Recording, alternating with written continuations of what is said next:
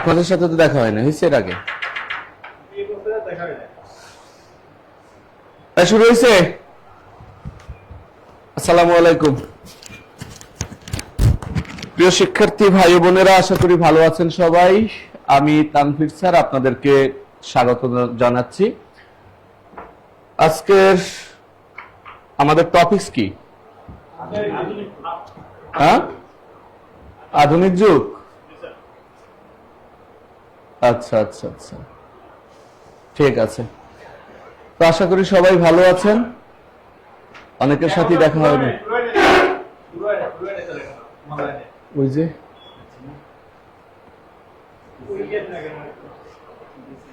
অনেকের সাথেই দেখা হয়েছে, আবার অনেকের সাথে আমার দেখা হয়নি এখন পর্যন্ত।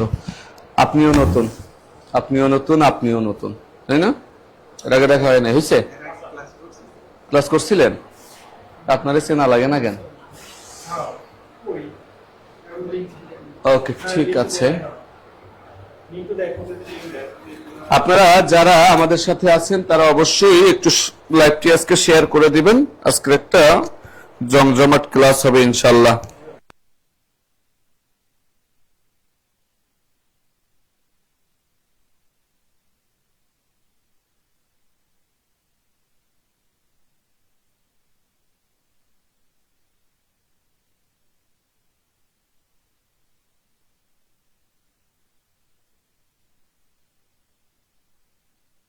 আচ্ছা, ঠিক আছে।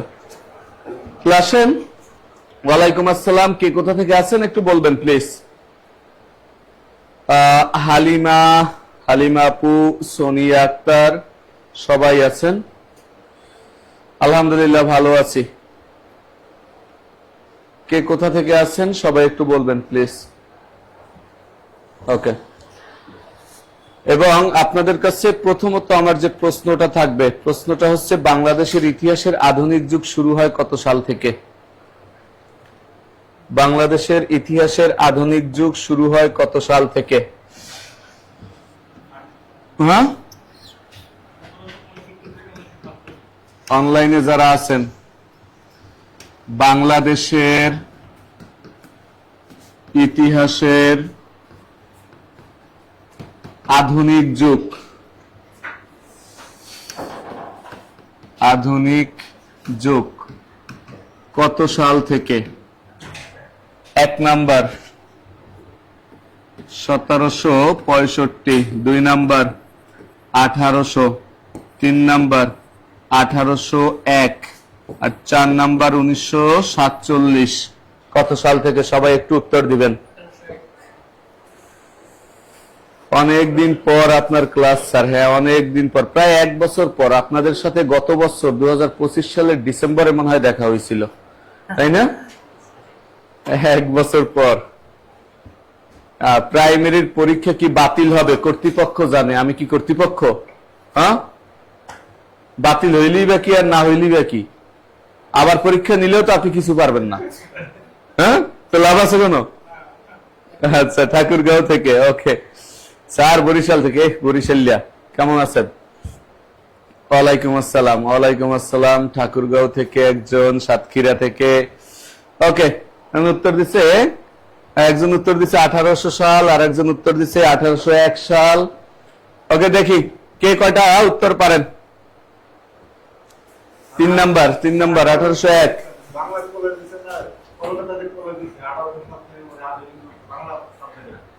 আমি এত কিছু জানি না, এত ব্যাখ্যা জানি না। আমি জাস্ট একটা উত্তর নেব। বাংলাদেশের ইতিহাসের আধুনিক যুগ শুরু হয়েছে কত সাল থেকে? ওয়ালাইকুম আসসালাম। 1 বছর পরে দেখা। স্যার, ক্লাস কি মাত্র শুরু? হ্যাঁ, মাত্র শুরু। আপনার জন্য অপেক্ষায় ছিলাম, এতক্ষণ শুরু করি নাই। আপনি আসছেন, এখন শুরু হবে ইনশাল্লাহ। ইনশাল্লাহ। নওগাঁ থেকে 1801 সালে। এই একজন লিখছে কেন 1765 সাল, আবার 1765। ওকে ওকে, ঠিক আছে। দেখি, কমেন্টস করতে করতে শেয়ার দেন, মেনশন দেন। কমেন্টস করতে করতে শেয়ার এবং মেনশন। ওকে ওকে, দেখি। আচ্ছা ভাই বলেন তো, আজকের আমি বাংলা সাহিত্য পড়াতে আসছি নাকি বাংলাদেশ পড়াতে আসছি? হ্যাঁ, বাংলাদেশ, বাংলা সাহিত্য তো পড়ান নাসির স্যার, এবং এই নাসির স্যারের বুক অনেকেই পেয়েছেন, আপনারা পেয়েছেন না? তাহলে আমি তো বাংলার ইতিহাস পড়তে আসি নাই, বাংলা সাহিত্যের ইতিহাস পড়তে আসিনি, আমি এসেছি বাংলাদেশের ইতিহাস। বাংলাদেশের ইতিহাসের আধুনিক যুগটা শুরু হয়েছে 1765 সাল থেকে। ব্রিটিশরা আমাদের এখানে যখন কি করে, ব্রিটিশরা আমাদের এখানে যখন তাদের শাসন ব্যবস্থা গ্রহণ করে আমাদের, তখন থেকে আমাদের এখানে আধুনিক যুগ শুরু, আধুনিকতার ছোঁয়া লাগে। কথা কি ক্লিয়ার? মনে রাখবেন, বাংলাদেশের ইতিহাসের যুগ বিভাগ এক ধরনের, আর বাংলা সাহিত্যের ইতিহাসের যুগ বিভাগ এক ধরনের, আলাদা। ক্লিয়ার? আচ্ছা, যারা উত্তর দিয়েছেন তাদের সবাইকে ধন্যবাদ। শুধুমাত্র 1765 যারা উত্তর দিয়েছেন তাদের উত্তরটা হয়েছে, আর বাকিদের কারো উত্তর হয়নি, কারো উত্তর হয়নি।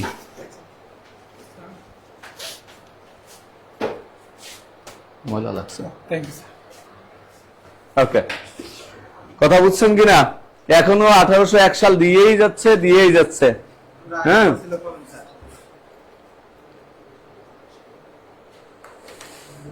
আচ্ছা, লেখা শেষ। তাহলে আমি বাংলাদেশের ইতিহাসের যুগ বিভাগটা আর বাংলা সাহিত্যের ইতিহাসের যুগ বিভাগটা একটু ক্লিয়ার করে দেখাই দিই, ঠিক আছে? ওকে, যারা আছেন সবাই একটু শেয়ার করে দিবেন, দ্রুত শেয়ার করে দিবেন, যে যত বেশি পারেন শেয়ার করবেন, এবং যে যত বেশি পারেন মেনশন করে দিবেন ইনশাআল্লাহ। তাহলে আসেন দেখি বাংলাদেশের ইতিহাস। বাংলাদেশের ইতিহাস, ইতিহাস লক্ষ্য করেন। প্রথমত যুগ বিভাগ, যুগ বিভাগ। দ্বিতীয়ত রাজনৈতিক ইতিহাস, রাজনৈতিক ইতিহাস। তৃতীয়ত মহান মুক্তির সংগ্রাম। চতুর্থত আরো একটা বিষয় পড়তে হবে, সমসাময়িক কালের ইতিহাস বা স্বাধীনতা পরবর্তী ইতিহাস, স্বাধীনতা পরবর্তী ও বর্তমান ইতিহাস। এখন আসেন যুগ বিভাগ। তিনটা যুগ, একটা হচ্ছে প্রাচীন যুগ, একটা হচ্ছে মধ্যযুগ, আর একটা হচ্ছে আধুনিক যুগ। প্রাচীন যুগটা শুরু হয়েছে 321 খ্রিস্ট পূর্বাব্দ থেকে 1204 সাল পর্যন্ত। মধ্যযুগটা 1204 সাল থেকে 1765 সাল পর্যন্ত।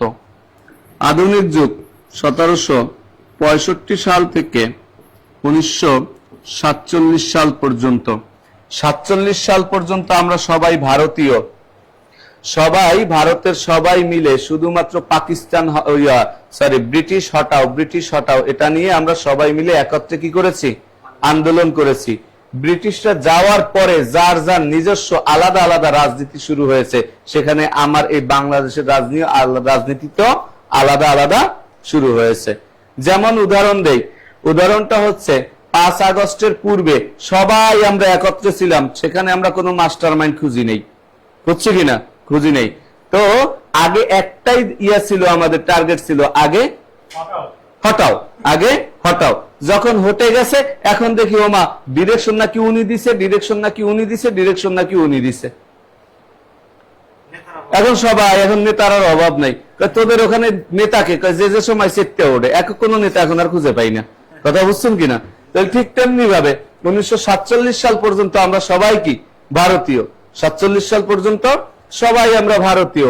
এরপরে এখান থেকে আমাদের পাকিস্তানিদের সাথে শুধুমাত্র আমাদের রাজনৈতিক ইতিহাস শুরু হয়েছে 1947 সাল থেকে 1971 সাল পর্যন্ত। 47 থেকে 71 সাল পর্যন্ত হচ্ছে আমাদের রাজনৈতিক ইতিহাস। এই 71 সালের 26 মার্চ যে কোনো একজন রহমান স্বাধীনতার ঘোষণা দিয়েছেন, 26 মার্চ 1971। কারণ দল দুইটা, একজন আসলে শেখ মুজিবুর রহমান আর একজন আসলে জিয়াউর রহমান, এই জন্য আমি বলছি যে কোনো একজন রহমান দিচ্ছেন। ক্লিয়ার? 26 মার্চ। এরপরে 16 ডিসেম্বর 1971 আমরা কি পেয়েছি? স্বাধীন হয়েছি। কথা কি ক্লিয়ার? কথা বুঝছেন? এরপরে স্বাধীনতার পরবর্তী থেকে অর্থাৎ 1972 সাল থেকে বর্তমান পর্যন্ত আমাদের এই ইতিহাস পড়তে হবে। আপনি যেখানেই যান না কেন, আপনি বিসিএস বলেন, রিটেন বলেন, প্রিলি বলেন, ভাইভা বলেন, তারপরে প্রাইমারি বলেন, নিবন্ধন বলেন, 10ম থেকে 20তম গ্রেড বলেন, সব জায়গায় আপনার এগুলো লাগবে। সব জায়গায় এগুলো লাগবে, কোনো কিছু বাদ দিতে পারবেন না। কিন্তু আপনারা কি করবেন? আপনারা ওই যে বিসিএস এর জন্য একটা গাইড কিনবেন, এরপরে আবার প্রাইমারির পরীক্ষা আইছে, পরীক্ষার জন্য আবার একটা প্রাইমারির গাইড কিনতে হবে। হ্যাঁ, মনে হয় যেন এটা আলাদা আলাদা আলাদা আলাদা ইতিহাস তৈরি হয়েছে প্রাইমারির জন্য। মুক্তিযোদ্ধারা গুলি করার সময় চিন্তা করছে এইটা প্রাইমারির জন্য গুলি করলাম, এটা বিসিএস এর জন্য গুলি করলাম, তাই না? সংবিধানের কিছু ধারা প্রাইমারির জন্য হয়েছে, কিছু ধারা মনে হয় বিসিএস এর জন্য হয়েছে, তাই না? এরকম আমরা মনে করি। ইতিহাস ইতিহাসই, প্রাইমারির জন্য যে ইতিহাস পড়তে হবে, আপনার বিসিএস এর জন্য সেই ইতিহাস পড়তে হবে। জাস্ট একটু গভীরতা কম আর বেশি আছে, তাই তো? কিন্তু একবার যদি গভীর ভাবে পড়ে নেই তাহলে সহজটা তো এমনি হয়ে যাবে। আমার কথা কি বুঝছেন? হ্যাঁ, কোনটা? হ্যাঁ, অবশ্যই বলবো, বলবো না কেন? ওকে, দেখেন, প্রাচীন যুগটা শুরু হয়েছে আমাদের 321 সাল থেকে। চন্দ্রগুপ্ত মৌর্য নাম শুনছেন? হ্যাঁ, চন্দ্রগুপ্ত মৌর্য। যাই হোক, শুনবেন, সমস্যা নাই। তবে এইখানে যে বংশটা ছিল সেটার নাম হচ্ছে মৌর্য বংশ। কি নাম? মৌর্য বংশ। আর শেষ হয়েছে আমাদের সেন বংশ দিয়ে। কোন বংশ? সেন বংশ দিয়ে। মাঝখানে বাংলার বৃহত্তম একটা বংশ ছিল, সেটার নাম হচ্ছে পাল বংশ। কি নাম? পাল বংশ, দীর্ঘতম, হ্যাঁ, দীর্ঘস্থায়ী, 400 বছর। এরপরে মধ্যযুগ শুরু হয়েছে। ইখতিয়ার উদ্দিন মোহাম্মদ বিন বখতিয়ার খলজি আমাদের এখানে এসে মুসলিম শাসন শুরু করেছে। এই জন্য এই টোটাল মুসলিম মধ্যযুগটাই হচ্ছে মুসলিম শাসন। কোন শাসন? মুসলিম শাসন। এই মুসলিম শাসনকে হটিয়ে এই আধুনিক যুগ শুরু করে ব্রিটিশরা। কারা? ব্রিটিশরা। এই টোটালটাই হচ্ছে ব্রিটিশ শাসন। ব্রিটিশ শাসন।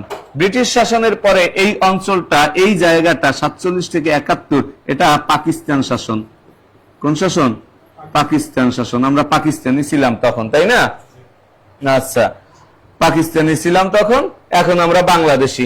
এরপরে এখান থেকে ওই 71 সালের 16 ডিসেম্বর 26 মার্চ আমরা স্বাধীন হলাম বাংলাদেশ নামে। 16 ডিসেম্বর বিজয় অর্জন করলাম। এরপরে আমরা যা যা করছি এখানে এটা চলে আসছে। ওকে, হ্যাঁ, প্রাইমারির জন্য গুলি। ওকে, তাহলে বাংলাদেশের ইতিহাসটা আপনি কি বুঝতে পারছেন? তাহলে বাংলাদেশের ইতিহাস উঠানো হয়েছে আপনাদের? উঠে তাড়াতাড়ি বলেন, তাড়াতাড়ি। উঠানো শেষ হলে ইয়েস অথবা নো লিখেন, দ্রুত। ইয়েস অথবা ডান লিখেন।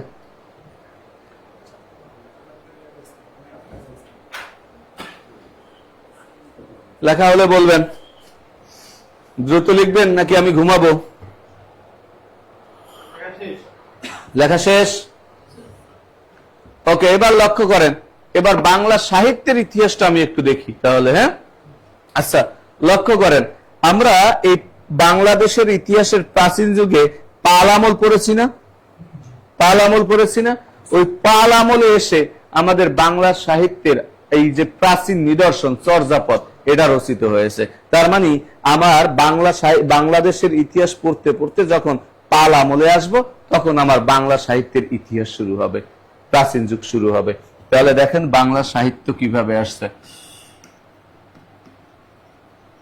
বাংলা সাহিত্য, এই বাংলা সাহিত্যের যুগ বিভাগ হচ্ছে 3টা। একটা কি? প্রাচীন, একটা প্রাচীন, আর একটা মধ্যযুগ। মধ্যযুগ আর একটা আধুনিক যুগ। আধুনিক যুগ, এই প্রাচীন যুগটা শুরু হয়েছে 650। দুইটা মত, দুইটা, একটা হচ্ছে 650 অথবা 950। কিন্তু যে যাই বলুক না কেন, দুইটাই কোন আমল? পাল আমল থেকে। কোন আমল থেকে? পাল আমল থেকে। এখানে কি রচিত হয়েছে? চর্যাপদ। চর্যাপদ রচিত হয়েছে। কথা কি ক্লিয়ার? পাল আমলে আমাদের চর্যাপদ রচিত হয়েছে। এর আগের কোন ইতিহাস আমরা পাইনি। যদি আবার কোন এর আগের বইটই উদ্ধার করা যায়, তাহলে তখন থেকে আমাদের বাংলা সাহিত্যের প্রাচীন যুগ শুরু হবে। আমরা দোয়া করি জীবনে যেন আর কোনো কিছু খুঁজে না পায়, তাহলে আর একটা ঝামেলা তৈরি হবে এখানে। কথা কি ক্লিয়ার? আচ্ছা, এরপরে যেভাবে হোক না কেন, এই 650 বা 950 থেকে কত সাল পর্যন্ত হবে? 1200 সাল পর্যন্ত, তাই তো? 1200 সাল পর্যন্ত। 650 থেকে 1200 অথবা 950 থেকে 1200, এতটুকু আমরা বুঝলাম কিনা? এরপরে মধ্যযুগ কত সাল থেকে জানো? 1201 থেকে 1800 সাল পর্যন্ত, তাই তো? এইটা আবার দুইটা ভাগে বিভক্ত। এটা কয়টা ভাগে? দুইটা ভাগে বিভক্ত। কি কি? একটা এর মধ্যে অন্ধকার যুগ। কি যুগ? অন্ধকার যুগ। আর একটা হচ্ছে ওই পিওর মধ্যযুগ। কি বলতে পারি? হ্যাঁ, পিওর মধ্যযুগ বলতে পারি। অন্ধকার যুগ 150 বছর, 1201 থেকে 1350 সাল পর্যন্ত। আর মধ্যযুগ 1350 থেকে কত? 1800 সাল পর্যন্ত। তাহলে এটা হচ্ছে আমাদের মধ্যযুগ। এরপরে আধুনিক যুগ। আধুনিক যুগ কখন? ওই 1801 সাল থেকে বর্তমান পর্যন্ত। বুঝি না এটা এরকম হয় কেন, বর্তমান পর্যন্ত। তাহলে দেখেন এই 1801 সালেই কেন, এটাও কিন্তু ইংরেজদের হাত ধরে। কাদের হাত ধরে? ইংরেজদের হাত ধরে। ইংরেজদের হাত ধরে। ওকে, আবার এই যে সময়টা, এই সময়টাও কিন্তু ওই বাংলা সাহিত্যের যে মধ্যযুগ, মুসলিম শাসন, টোটালটাই কোন শাসন? মুসলিম শাসন। মুসলিম শাসন। আর এখানে কিন্তু প্রাচীন যুগের মতোই ওখান থেকে শুরু হয়েছে। তাহলে মধ্যযুগটাও বা আমার বাংলা সাহিত্য ওই রকম। এখন যদি আমি একসাথে একটু দেখতে যাই, লক্ষ্য করেন, একসাথে যদি একটু দেখতে যাই, বাংলাদেশের ইতিহাস, আমার প্রাচীন যুগ এটা, মধ্যযুগ এটা, আধুনিক যুগ এটা। ক্লিয়ার?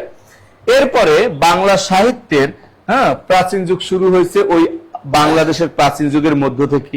আবার মধ্যযুগ শুরু হয়েছে বাংলাদেশের মধ্যযুগের মধ্যেই।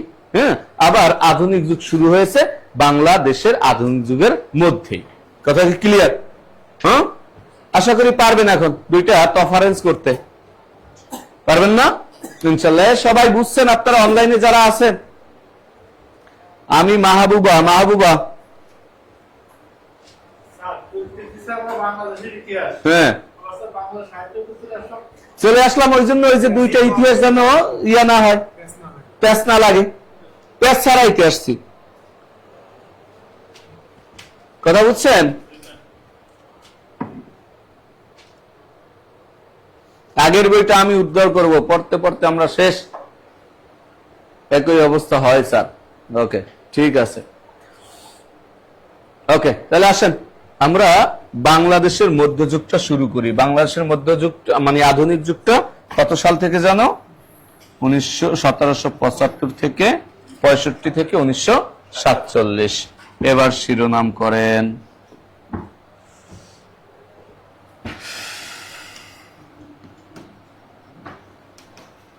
বাংলাদেশের মধ্যযুগ।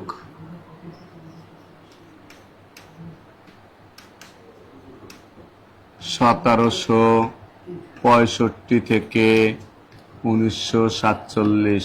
আর একটা বিষয় মনে রাখবেন, বাংলাদেশ আর বাংলা সাহিত্য ওটা আলাদা। বাংলাদেশ বলতে আমার ভূখণ্ডকে বুঝি, আর বাংলা সাহিত্য বলতে আমার মুখের ভাষাকে বুঝি। মুখের ভাষার ইতিহাস একটা, আর আমার ভূখণ্ডের ইতিহাস একটা। আমরা পড়ব ভূখণ্ডের ইতিহাস। ক্লিয়ার? ও আধুনিক যুগ, সরি, বাংলাদেশের আধুনিক যুগ।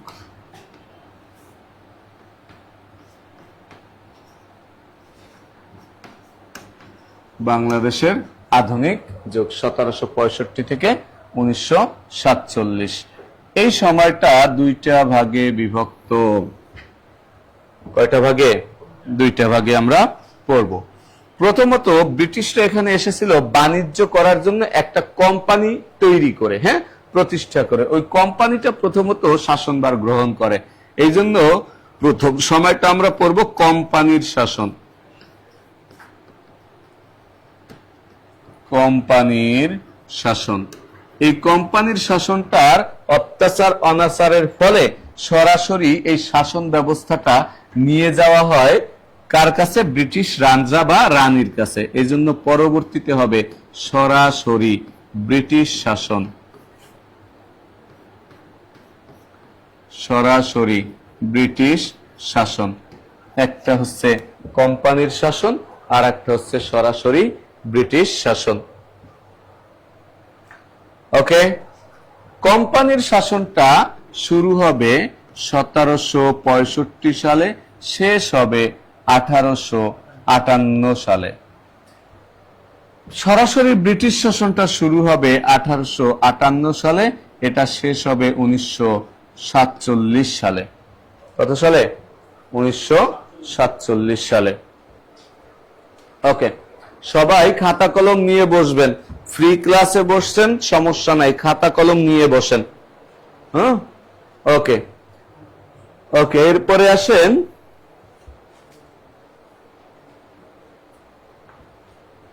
এরপরে আসেন কোম্পানির শাসনটা আবার দুইটা পর্বে ছিল।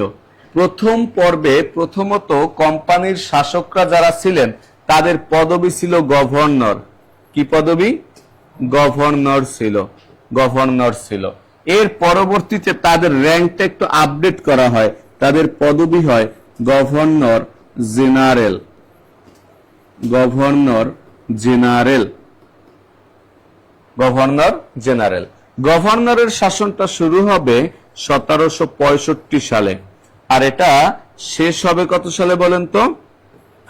1774 সালে।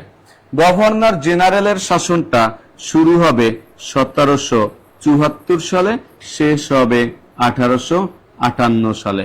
এরপরে চলে যাবে সরাসরি ব্রিটিশ শাসনের হাতে। কার হাতে? সরাসরি ব্রিটিশ শাসনের হাতে। এখান থেকে চলে যাবে। আর সরাসরি ব্রিটিশ রাজা বা রানীর যিনি প্রতিনিধি থাকবেন তাকে বলা হবে ভাইসরয়। কি বলা হবে? ভাইসরয়। তার মানে এটার অপর নাম হচ্ছে ভাইসরয় শাসন। কোন শাসন? ভাইসরয় শাসন। ভাইসরয় শাসন।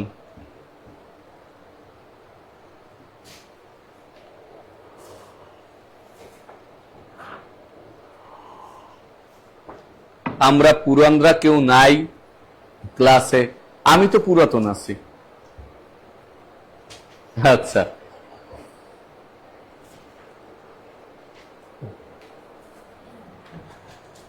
লেখা শেষ? এতটুকু উঠানো হয়েছে? অনলাইনে যারা আছেন আপনাদের উঠানো হয়েছে?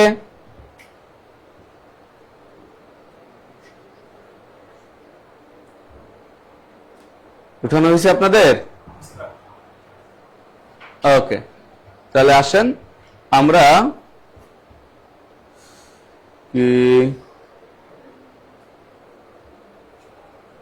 ওকে শিরোনাম করেন গভর্নরের শাসন। কোন শাসন? গভর্নরের শাসন।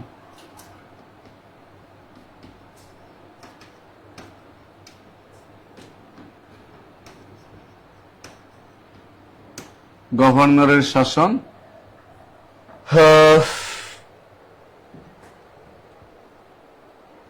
গভর্নরের শাসন কত সাল থেকে জানো? 1765 থেকে 1774 সাল পর্যন্ত। প্রথমত আমরা 1 নাম্বার দিয়ে যার সম্পর্কে লিখব লর্ড ক্লাইভ। কি নাম? Lord Clive. কয়েকটা তথ্য, ছোট ছোট কয়েকটা তথ্য লিখে নেই। প্রথমত হচ্ছে যে উপমহাদেশে উপমহাদেশে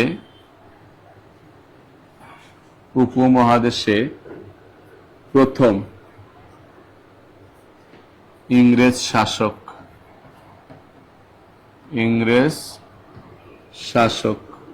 এই ইংরেজ শাসকদেরকে বলা হতো বড় লাট। কি বলা হতো? বড় লাট সাহেব। হ্যাঁ, বড় লাট সাহেব। উপমহাদেশে বড় লাট সাহেব।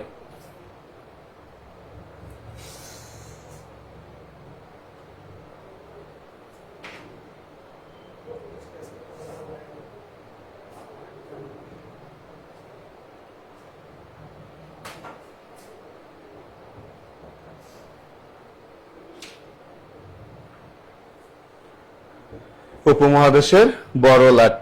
পরের পয়েন্ট দিয়ে লেখেন, উনি কি করছে? উনি 1765 সালে সুন্দরভাবে নোট করবেন। ফ্রি ক্লাস করতেছেন, এই জন্য হেলাফেলা করেন না। খাতা কলম সামনে নিয়ে এরপরে বসেন, আর মাঝে মধ্যে দুই একটা শেয়ার দিয়েন। 1765 সালে এলাহাবাদ চুক্তির মাধ্যমে এলাহাবাদ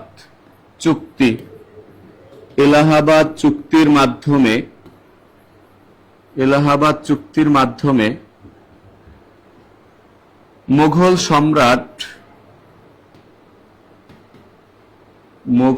সম্রাট দ্বিতীয় শাহ আলমের নিকট থেকে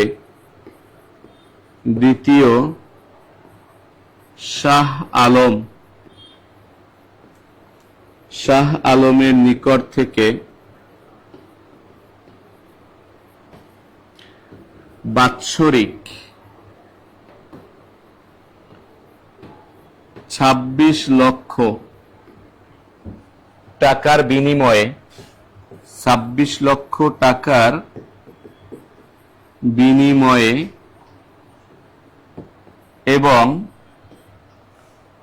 এবং বাংলার নবাবের নিকট থেকে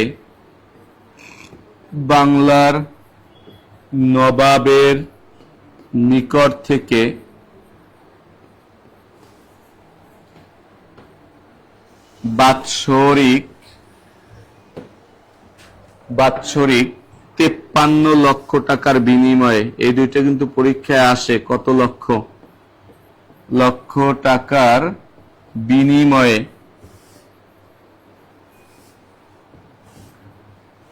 বাংলা, বিহার ও এখানে বর্তমানে বানানটা উড়িষ্যার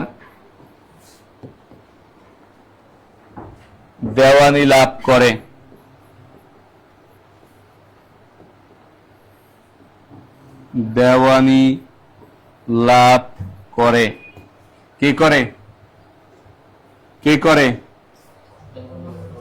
কে করে দেওয়ানি লাভ? লর্ড ক্লাইভ করে নাই। লর্ড ক্লাইভ যার শাসক, ওই প্রতিষ্ঠান করেছে, কোম্পানি করেছে। কোন কোম্পানি? East India company. আমরা কোম্পানির শাসন করতেছি না এখন? হ্যাঁ, কোম্পানিরই তো একটা অংশ হচ্ছে গভর্নর, তাই না? তাহলে কোম্পানি কি করেছে? দেওয়ানি লাভ করেছে। কথা কি ক্লিয়ার? ওকে।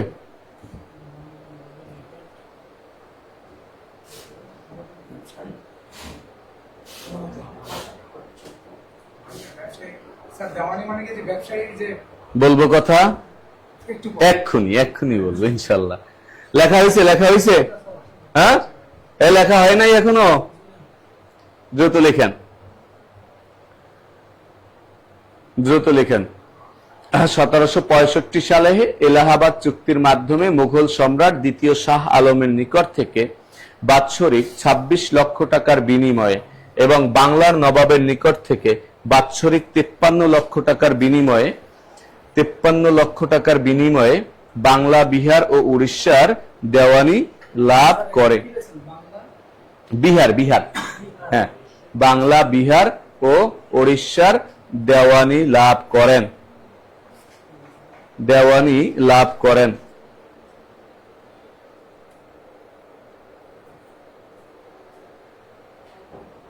সামনে থেকে সরে দাঁড়াইছি, আমি যত জ্বালা। হ্যাঁ, একটা কাজ করা যায়, এখানে একটা বিছানার ব্যবস্থা থাকলে লেখেই শুয়ে পড়তাম ডায়াসের উপরে। ওকে, লেখা হয়েছে। এখন আসেন আমরা এই দেওয়ানিটা বলতে কি বুঝি, দেওয়ানি লাভ বলতে আমরা কি বুঝি, তার আগে আর একটা তথ্য একটু লিখে নেন। হ্যাঁ, আর একটু তথ্য একটু লিখে রাখেন যে এই ব্যবস্থাকে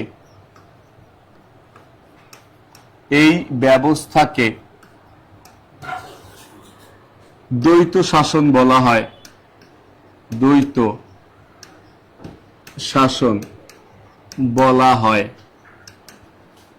এই ব্যবস্থাকে দ্বৈত শাসন বলা হয়। এখন দ্বৈত শাসনটা কি একটু দেখে নেই।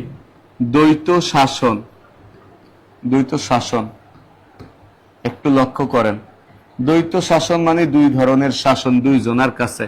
শাসন ব্যবস্থা দুই প্রকার, একটা হচ্ছে দেওয়ানি শাসন, দেওয়ানি অর্থাৎ খাজনা ট্যাক্স যারা উঠাবে সেটা হচ্ছে দেওয়ানি শাসন। আর একটা হচ্ছে ফৌজদারি বা বিচারিক শাসন,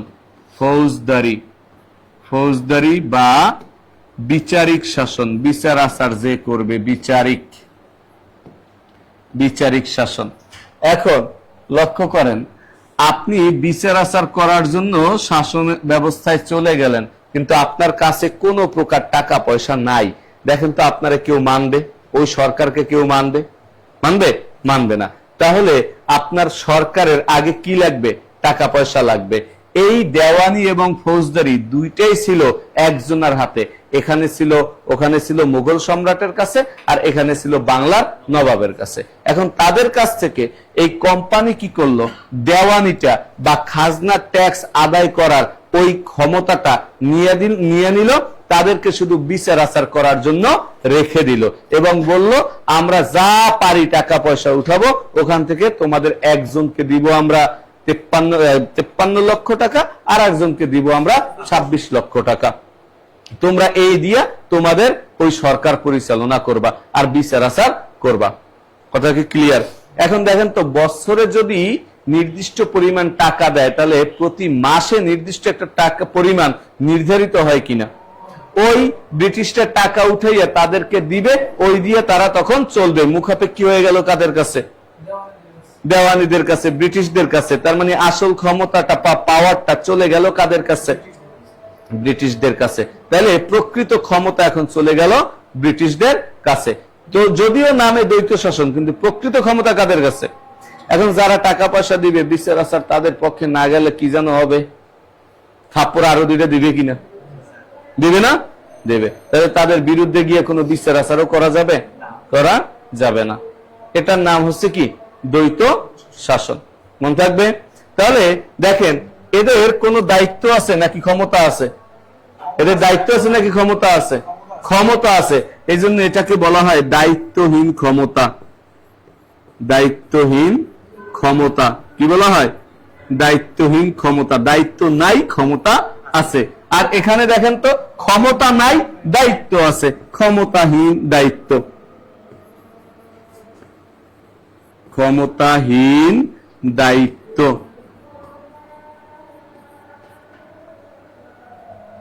দায়িত্বহীন ক্ষমতা আর ক্ষমতাহীন দায়িত্ব। দেখেন তো এটা বুঝবেন কিনা আপনি?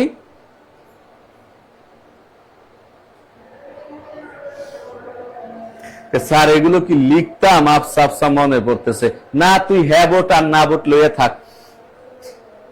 কথা বুঝছো আপু? তুই হ্যাঁ ভোট আর না ভোট নিয়ে থাক।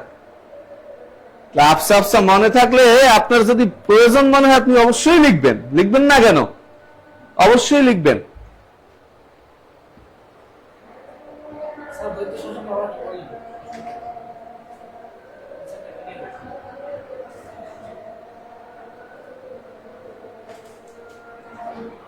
কি হয়ে গেছে? আবার একবার বলবো। দ্বৈত শাসন বিষয়টা হচ্ছে দুই ধরনের শাসন। এই দুই ধরনের শাসন যদি একজনের কাছে থাকে, একক শাসন। আর দুই ধরনের শাসন যদি দুইজন মিলে করে তাহলে হচ্ছে দ্বৈত শাসন। একজনের কাছে থাকে টাকা পয়সা সংক্রান্ত, আর একজনা সে শুধু বিচার আচার করবে, উনি ওনারে টাকা দিবে, মূল ম্যানেজারই। ম্যানেজার টাকা নিয়ে দিলে তুমি কিছু করতে পারবে? করতে পারবে না। তার মানে প্রকৃত ক্ষমতাটা তার কাছে চলে গেছে। আর এই টাকাটা যেন উঠাবে কার কাছ থেকে? জনগণের কাছ থেকে। কত টাকা উঠাবে? আন্দাজে দিবেই 56 লক্ষ টাকা, অপরিসীম। আল্লাহ জানে কত উঠাবে বা না উঠাবে। সরকার যা করে না কেন, জনগণকে যাই দেয় না কেন, সরকার কি বাপ দাদার জমি বিক্রি করে দিবে?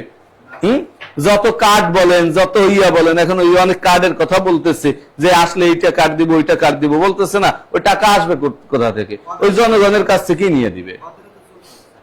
আবার ওদেরকেও তো চলতে হবে, কথা বুঝি নাই মনে হয়। তাহলে সবকিছু এই আসল ইয়াটা যে আকাশ ভরা তারাটা আসলে কিন্তু জনগণই দেখে। কারা দেখে?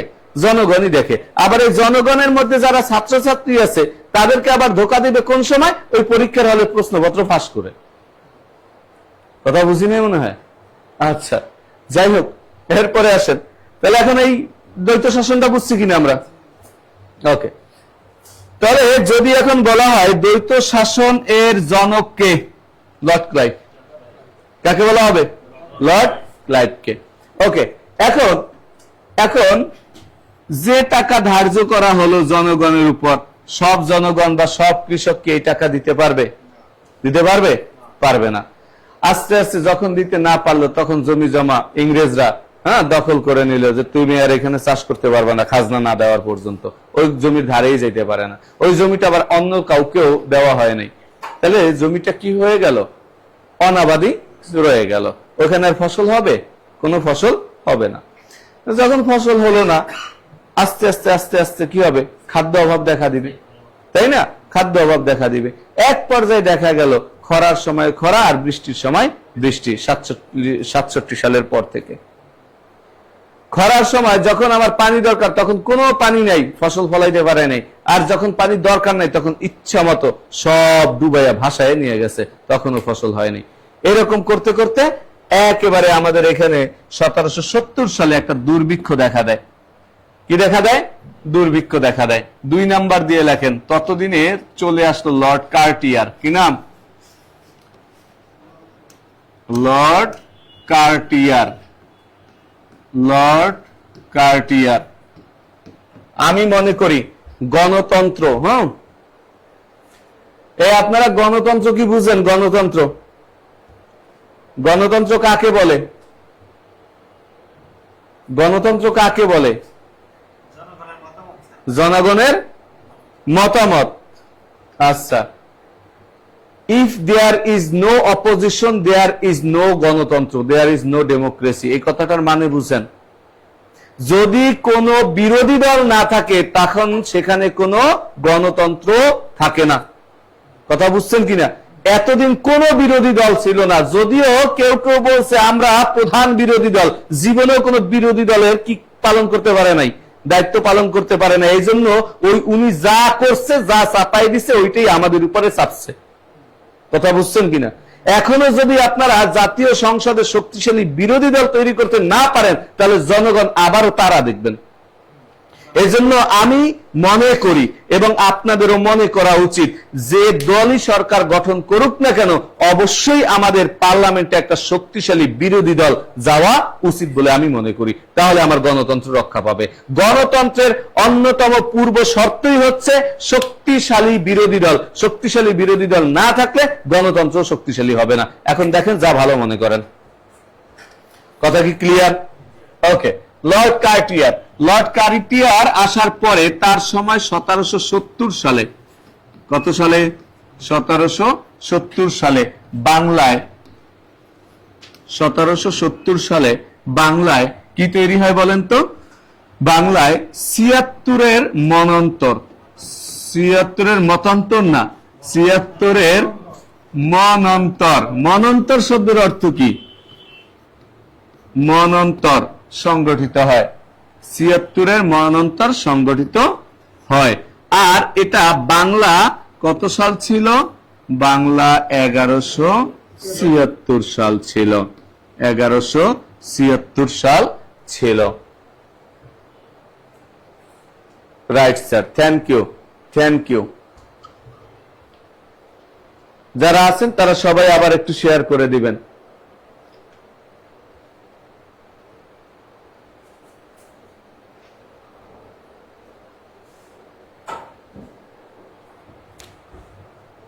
দেখছেন?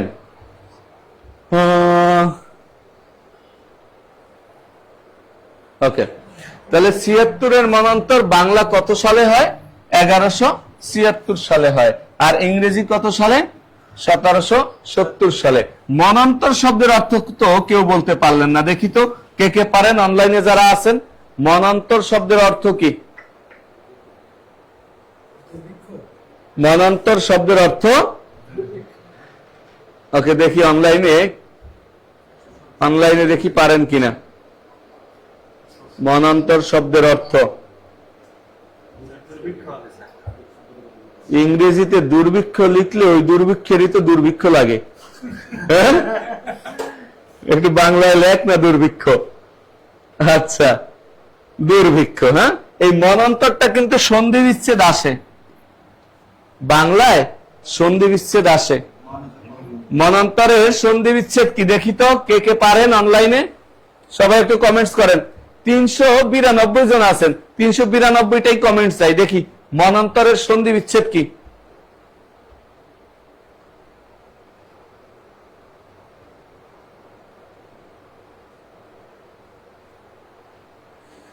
বলছে মনু নামক কি যেন একটা আছে, মনু নামক বরিশালে আছে। দুর্ভোগ, দুর্ভিক্ষ, দুর্ভিক্ষ। সবাই একটু মনান্তরের সন্ধি বিচ্ছেদটা করেন দেখি। একজন একটা হয়েছে, তানভীর আলম তনু। ও আমার মিতা। আর তানভীর নামের ছেলেগুলো অসাধারণ হয়, মাশাআল্লাহ। হ্যাঁ, এই যে আর একজন লিখছে। হ্যাঁ হ্যাঁ হ্যাঁ হ্যাঁ, আচ্ছা, থ্যাংক ইউ, থ্যাংক ইউ। মনোযোগ অন্তর, মনোযোগ অন্তর। উ আর অ এই দুইটা মিলে হয় বফলা। কি হয়? বফলা হয়। আর ওই বফলাটা প্লাসের আগে যেটা ওইটার সাথে যুক্ত হয়, তাইলে ম এই দুইটা মিলে নয়ের সাথে ব, এরপরে নয় তয় র, মনন্তর। ওকে, যাই হোক, তাহলে লর্ড কার্টিয়ারের সময় আমাদের এখানে কি হয়? ৭৬-এর মনন্তর হয়। এই ৭৬-এর মনন্তর বা দুর্ভিক্ষের ইয়া হবে না, বিসর্গ হবে না, মনের পরে বিসর্গ হবে না। মেঘলা আকাশ, হাবিবুর রহমান, মেঘলা আকাশ। অশান্ত বাতাস কই? অশান্ত বাতাস। ওকে, এখন এই যে দুর্ভিক্ষটা হলো, এই দুর্ভিক্ষের কথা এটা চলে যাবে না এখন ওই ব্রিটিশ পার্লামেন্টে। ব্রিটিশ পার্লামেন্ট মনে করলো এই লর্ড কার্টিয়ারের জন্যই এই দুর্ভিক্ষটা হয়েছে, সুতরাং ওকে সরাই দিতে হবে। সরাই দিয়ে কি করলো? নতুন আর একজনকে এখানে নিয়োগ দিল। ৩ নাম্বার নাম হচ্ছে Lord Warren Hastings. Lord Warren Hastings.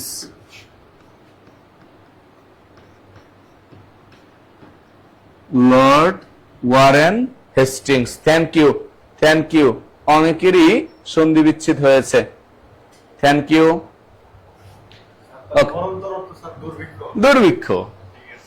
ওকে, তাহলে লর্ড ওয়ারেন হেস্টিংস উনি এসে দেখলেন কয়েকটা ঘটনা।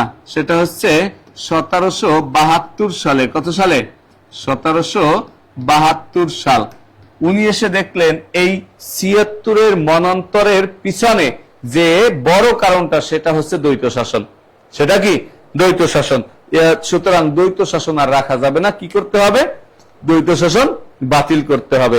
তার মানে নিজেদের হাতে যে ক্ষমতাটা ছিল এটাও তাদের কাছে দেওয়া, নাকি তাদেরটাও আমার কাছে আনা? এটা কি বুঝি আমরা? এটা কি বুঝি? হ্যাঁ, অর্থাৎ ওই যে ফৌজদারি যে শাসনটা ওইটাও এখন বিচার আচার করার দায়িত্ব ইংরেজদের কাছে, আর দ্বৈত শাসন নাই, দ্বৈত শাসন বাতিল। কথা কি বুঝছেন? আপনার সাথে আমার ঝগড়া লাগছে জমি জমা নিয়ে, আপনি কি আমাকে আপনার অর্ধেক জমি ছাইড়া দিয়ে এরপরে বলবেন আমি শান্তিতে আছি, আমি ভালো আছি, এটা বলবেন কখনো? তাহলে ওই যে ছাইড়া দিয়ে আসছেন 71 সালে অর্ধেক জমি, কথা বুঝি নাই মনে হয়। অর্ধেক জমি ছাইড়া দিয়ে আসছেন না 1971 সালে। 70 সালের নির্বাচনে যদি শেখ মুজিবুর রহমানকে ক্ষমতাটা দেওয়া হতো তাহলে উনি কি আর স্বাধীনতার কথা বলতেন নাকি আমি পাকিস্তানি এটাই বলতেন, আমি পাকিস্তানের প্রধানমন্ত্রী এটাই বলতেন? তাহলে যুদ্ধে জয়লাভ করছেন তাই না নামান নাইকান ইয়া খান রে, এরপরে 30 লক্ষ যে শহীদ করছে এই শহীদদের দায়ে নিয়ে তারে ফাঁসি দেন নাই কেন? আপনি তো তার কোনো বিচার করতে পারেন নাই। তাহলে শহীদদের উপরে আপনি সম্মান দেখাইছেন। এই 30 লক্ষ শহীদ করছে কে, মারছে কে? ইয়া খান না? তাহলে ইয়া খান রে উল্টা তো আপনি জমি ছাইড়ে দিয়ে আইসা বলতেছেন আমি শান্তিতে আছি কেন? হোয়াট ইজ দ্য ব্যাপারেশন? কথা বুঝি নাই। এবার কি করলো? এই 1772 সালে লর্ড ওয়ারেন হেস্টিংস এসে বলল যে ওই দ্বৈত শাসন বাতিল। দ্বৈত শাসন কি হয়ে গেল? বাতিল হয়ে গেল। আজকের মমতা ব্যানার্জি পশ্চিমবঙ্গের উপরে নরেন্দ্র মোদী কি করেছেন? ভাষার উপরে একটা আক্রমণ করেছে না? বাংলা ভাষায় যারা কথা বলে তারা বাংলাদেশী বলছে না? বলছে না? মমতা কি বলছে? কলকাতার উপরে যদি আঘাত আসে তাহলে দিল্লির মসনদ থাকবে না। কি বলছে? দিল্লির মসনদ থাকবে না। আর আপনার ভাষার উপরে আঘাত আনছে, আপনি দিয়ে আসছেন জমি জমা সব। পার্থক্য এতটুকু। মমতা বলে নাই পশ্চিমবঙ্গ আলাদা রাষ্ট্র, টোটাল ভারতই আমার। সেই রকম টোটাল পাকিস্তানও আপনার ছিল। আমার কথা কি ক্লিয়ার?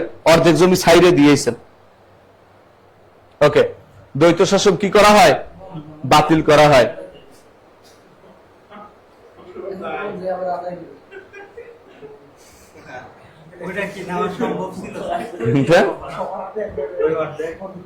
কেন? ভারত 7 সিস্টার্স ধরে রাখছে কেমনে? দ্বৈত শাসন বাতিল হয় কত সালে? 1772 সালে। এখন কৃষকদের জন্য উনি একটু সহজ কাজ করলেন। কি সহজ কাজ করলেন? কাজটা হচ্ছে আগে যে প্রতি বছর চান্দা দিতা, এখন আর প্রতি বছর দেওয়া লাগবে না, তুমি 5 বছর পর পর করে চান্দা দিও। ওই 5 বছর পর পর যে চান্দা দিবে ওইটার নাম হচ্ছে 5 সনা বন্দোবস্ত চালু করেন। 5 সনা বা 5 শালা, হ্যাঁ, বা 5 শালা বন্দোবস্ত চালু করেন। এখন 5 বছর পর পর দেখেন তো, 5 বছর পর পর দেলোয়ার হোসেন স্যার আরবি ক্লাস কবে নিবেন? কিসের আরবি ক্লাস? কিসের আরবি ক্লাস? পড়াইতেছি বাংলাদেশ অ্যাফেয়ার্স, এই তথ্যের উপরে মনোযোগ না নিয়ে আরবি ক্লাস কবে হবে? মানে সংসার বিয়ে বসে একটার লাগে আর সম্পর্ক রাখে আর একটার লাগে, মানে ওর টেনশন খালি ওইটা, এই সংসারে মনোযোগ দিতে পারবে? এই ক্লাসে কেউ পরকিয়া করবেন না দয়া করে, যেটা বুঝাইতেছি এটা বুঝেন, অন্য সাবজেক্টের যা আছে এটা বাদ।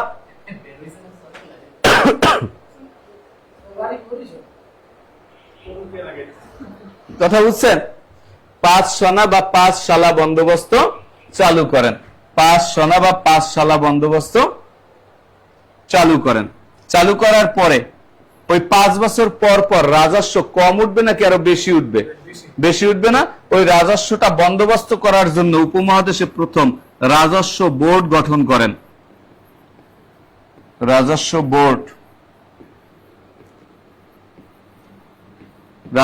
বোর্ড গঠন করেন। তাহলে 1772 সালে কয়টা কাজ করেছেন বলেন তো? 3টা কাজ করেছেন।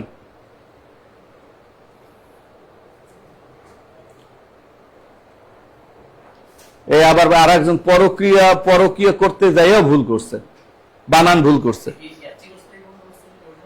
না, এটা ওটা না, না জীবনেও না। ওকে, এরপরে আসেন 1774 সালে। 1774 সালে। 3 নম্বরেই। লর্ড মানে প্রভু, প্রধান শাসক। হ্যাঁ, কথা কি বুঝছেন? ওকে, এরপরে আসেন 1774 সালে। 1774 সালে কি করছে? 1774 সালে ওই গভর্নর জেনারেলের শাসন, গভর্নর জেনারেলের শাসন, জেনারেলের শাসন চালু করেন, শাসন চালু করেন 1774 সালে গভর্নর জেনারেলের শাসন চালু করেন। অনেকে বলছেন স্যার 71 সালে আমরা নিব কিভাবে, তারাই তো আমাদের নিয়ে নিত, কিন্তু এখন তো একটু শক্তিশালী মোটামুটি হয়েছেন, তাহলে এখন দাবি করেন আমাদের জমি ফেরত দাও। হ্যাঁ, তাও তো করেন না। আপনারা তো করোনার থেকেও শক্তিশালী, তাহলে পাকিস্তান তো দূরের কথা। আচ্ছা, লেখা শেষ। আফরোজা সুলতানা আঁকি বলছে বিয়ের সময় গার্লফ্রেন্ডের কথা ভাবা বেড়া গোকাস, এটা কোনো কথা হইলো? আচ্ছা দেখেন, আমরা পুরুষরা সব সময় নির্যাতিত, সব সময় নির্যাতিত, এবং সবচেয়ে ধৈর্য ধরি আমরা। আমরা পুরুষরা সবচেয়ে বেশি ধৈর্য ধরি। কে কে একমত আছেন এই কথায়? আমার সাথে কে কে একমত আছেন দেখি। হ্যাঁ, 5 সনা মানে হচ্ছে 5 বছর পর পর আপনি কি করবেন? 5 বছর পর পর আপনি ওই খাজনা দিবেন। এটার নাম হচ্ছে 5 সনা বন্দোবস্ত। 5 শালা। হ্যাঁ, এই শালা ওই শালা না রে পাগলা। আচ্ছা, শালা লিখে আবার একটু হাসি দিচ্ছে, বুঝছেন? এই পুরুষরা সবচেয়ে বেশি ধৈর্য ধরে মেয়েদের থেকে, এটা কে কে আমার মতে ইয়ে আছেন?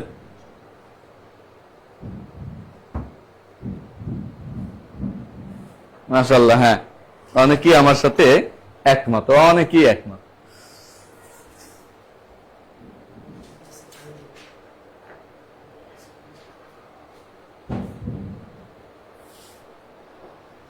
দেখা মিথ্যে কথা, মোটেও মিথ্যে কথা না, মোটেও মিথ্যে কথা না। একটু পরে প্রমাণ দিতেছি আমি। ওকে, এ পর্যন্ত হয়ে গেছে। তাহলে এখন দেখেন তো, এই লর্ডদের বা এই শাসকদের পদমর্যাদাটা কে বাড়ালো? Lord Warren Hastings. অর্থাৎ এই গভর্নর জেনারেল পদমর্যাদা হয়ে যাবে। এবার গভর্নর জেনারেলের অধীনে গভর্নররা থাকবেন। কারা থাকবেন? গভর্নররা থাকবেন। কারণ কি, আগে তাদের জায়গা ছিল, এরিয়া ছিল কম, এখন এরিয়াটা হয়ে গেছে তাদের বেশি, এজন্য একার পক্ষে সম্ভব না। এই জন্য গভর্নর গভর্নরের জায়গায় থাকবে, আলাদা আলাদা জায়গায়। তাদেরকে নিয়ন্ত্রণ করবেন কে?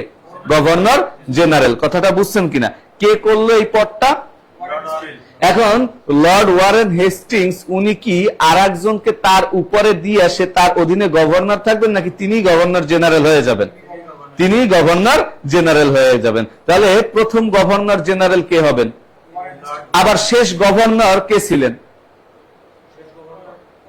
Warren Hastings.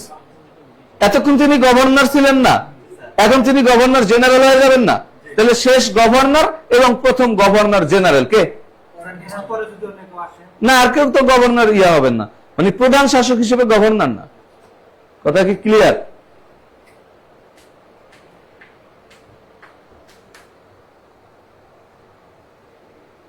কথা বুঝি নাই? সহমত, সহমত। ফেসবুকে তুমুল ঝগড়া শুরু হয়ে গেছে, মাশাআল্লাহ। দেখি কারা জিতে। এরপরে আমি আমার ব্যাখ্যা দিচ্ছি। হ্যাঁ, মেয়েরা ধৈর্য ধারণ বেশি করে নাকি ছেলেরা ধৈর্য ধারণ বেশি করে? হ্যাঁ, আজকের প্রশ্ন, কোটি লক্ষ কোটি টাকার প্রশ্ন। একজনে বলছে মার্কেটে যাইয়া যে ধৈর্য ধরি তা ওরা জীবনেও ধরে না, তা ওরা জীবনেও ধরে না। মানে একা যাইয়া নাকি ওই নিজের বউ নিয়ে যাইয়া, কোনটা? এটা তো বুঝতে হবে।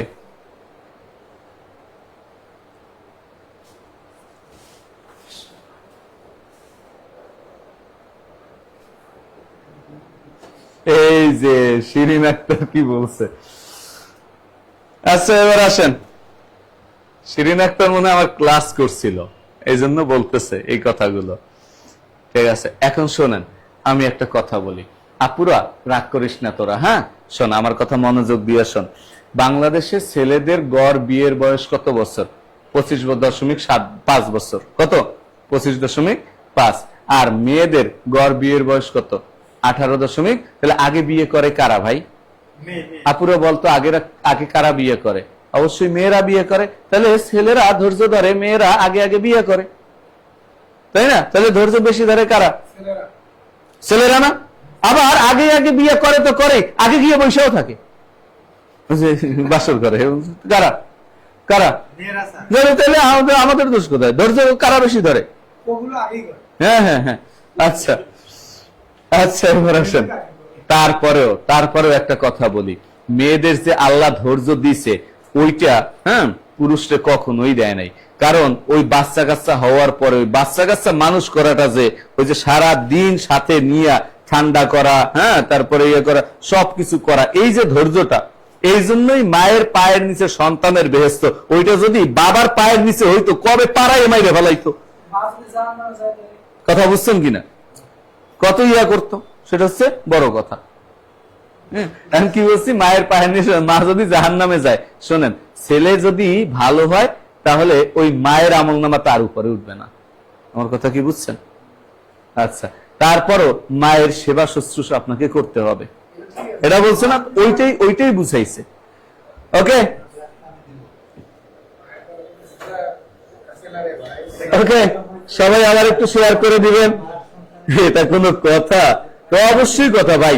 আমার 2টা সন্তান আছে, মানে কি যে ইয়ে করে, মানে তারপরেও মোটামুটি মাঝে মধ্যে মনে হয় যেন আছার মারি। কিন্তু দেখি ও রাত্রে 4-5 বার ঘুম ভাঙিয়া ওঠে, মানে ছোট বাবু 4-5 বার, আরো বেশি। কিন্তু একটু বিরক্ত হইতে দেখি না। আবার ওরে ঠান্ডা করে, আবার এরকম করে, ওইরকম করে, ওইরকম করে, কোনো ধমকও দিতে দেখি না।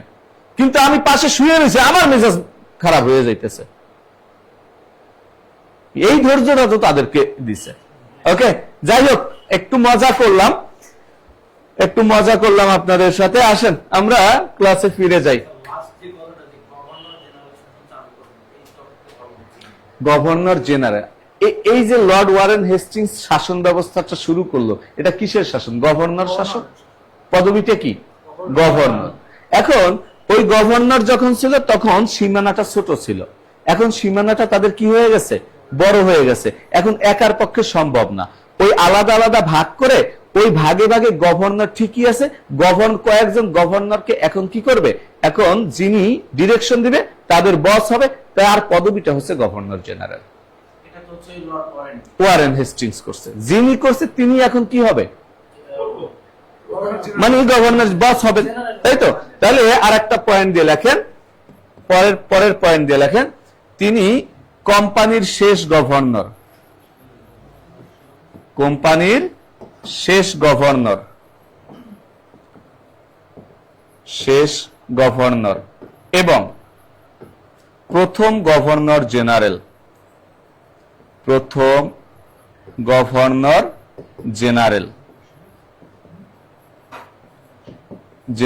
এতটুকু বুঝছেন কিনা আপনারা বলেন তো?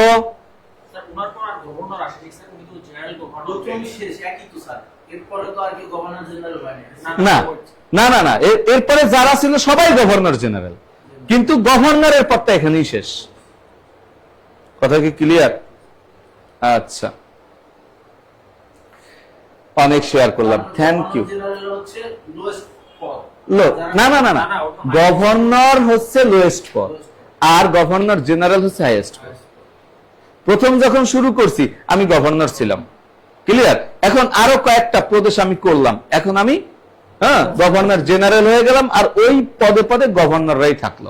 মনে করেন চেয়ারম্যান আর 9 জন মেম্বার, 9টা ওয়ার্ডে, ওরা হচ্ছে গভর্নর, আর যিনি তাদের চেয়ারম্যান উনি হচ্ছেন গভর্নর জেনারেল। এরপরে আর গভর্নর হয়নি, এরপরে এইখান থেকে যারা হয়েছে সবাই গভর্নর জেনারেল হিসেবে আসছে। ক্লিয়ার? না, পোস্ট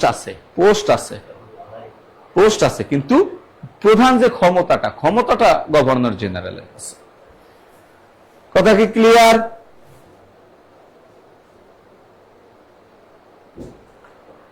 এই মুহূর্তে আমার বউ লাইভ প্রথমেই তারে লিংক দিয়ে দিছি, কথা বুঝছেন?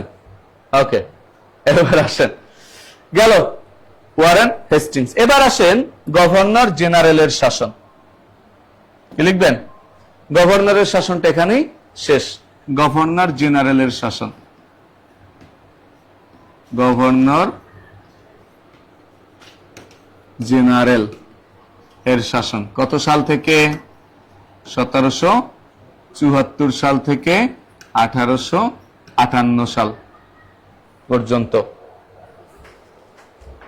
1858 সাল পর্যন্ত। আসমা তাবাচ্চুম বলেছেন অযথা কমেন্ট বন্ধ করবেন সবাই দয়া করে। আচ্ছা, যে করতেছে অযথা কমেন্টস করতেছে, আপনি দেখেন কেন? আপনি আমার ক্লাসে মনোযোগ দেন, আপনি ডিরেকশন দিয়েন না। হ্যাঁ কেন 54 কেন? এইমাত্র কত লিখছি? 1774 সালে না? হ্যাঁ 1774 সাল।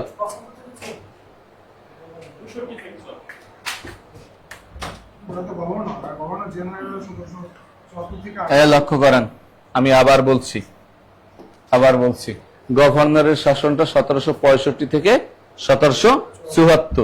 এখানে দেখেন এই যে লর্ড ওয়ারেন হেস্টিংস এই 1774 সালে গভর্নর জেনারেলের শাসনটা চালু করেন, তাহলে 74 সাল থেকেই হবে। ওকে, তাহলে প্রথম এক নম্বরে আবার ওই লর্ড ওয়ারেন হেস্টিংস কি লিখবো? বুঝি নাই মনে হয়। লর্ড ওয়ারেন হেস্টিংস উনি এইবার গভর্নর জেনারেল হয়ে একটা গুরুত্বপূর্ণ কাজ করেছেন। 1781 সালের 7 জুন প্রথম যশোর জেলা প্রতিষ্ঠা করেন। যশোরের কেউ আছেন? প্রতিষ্ঠা করেন 1781 সালের 7 জুন প্রথম যশোর জেলা প্রতিষ্ঠা করেন।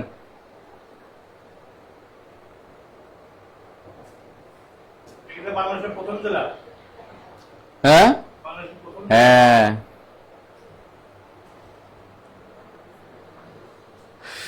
দেখছেন? তাহলে বাংলাদেশের প্রথম জেলা কোনটি? বাংলাদেশের প্রথম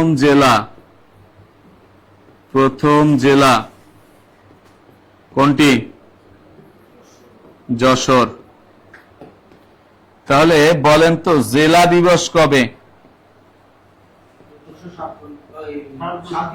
7 জুন। এটা এখন থেকে জেলা দিবস পালিত হবে। আর অন্য দল যদি আবার চলে আসে তাহলে এটা 6 দফা দিবস পালিত হবে। কথা বুঝছি কিনা? হ্যাঁ, আমি যশোরের আখি মল্লিক, থ্যাংক ইউ। খেজুরের রস পাঠাইস, নাহলে তোর খবর আছে, আল্লাহ তোর বিচার করবে। ঠিক আছে আপু? বিপদে উঠছে না? আচ্ছা, লিখছেন। তাহলে বাংলাদেশের প্রথম জেলা কোনটা বলেন তো? যশোর। ইরফান আরাফাত, যে কয়জন যশোরে আছেন খেজুরের গুড় যদি না পাইছি, হ্যাঁ যশোর জেলাটা খুব পছন্দের, বিশেষ করে না বলতেছি, ওই আলোচনায় যাব। বিশেষ করে যে যশোরের জেলা পরিষদটা, হ্যাঁ অসাধারণ, খুব সুন্দর। ওকে, ওয়ালাইকুম আসসালাম। এতক্ষণ পর মিষ্টি আক্তার, সোনিয়া আক্তার, যশোর। ওকে, এখন লক্ষ্য করেন, এখন যশোর জেলা হলো কবে? 1781 সালে। কিন্তু চট্টগ্রাম জেলা হয়েছে কিন্তু 1664 সালে। কত সালে? কোনটা? চট্টগ্রাম জেলা হয়েছে 1664 সালে। তাহলে আগে জেলা হয়েছে কোনটা?